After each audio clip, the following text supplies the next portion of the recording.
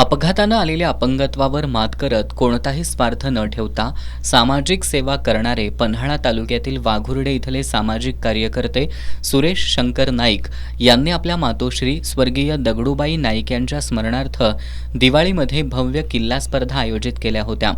या स्पर्धेत लहान गटात विघ्नेश मारुती नाईकनं प्रथम क्रमांक पटकावला, रामराजे पाटीलनं दुसरा तर समरजित पाटीलनं तिसरा क्रमांक पटकावला। मोठ्या गटात प्रथम क्रमांक अथर्व कृष्णात पाटीलनं, दुसरा क्रमांक विराज सुभाष शिखरेनं तर सूरज राजाराम रावणनं तिसरा क्रमांक मिळवला। स्पर्धेतील विजेत्यांना विविध मान्यवरांच्या उपस्थितीत सन्मानचिन्ह, सन्मानपत्र आणि रोख रक्कम देऊन गौरवण्यात आलं। याच कार्यक्रमात गावातील विविध क्षेत्रातील यशस्वी तरुण आणि तरुणींचा सत्कार करण्यात आला।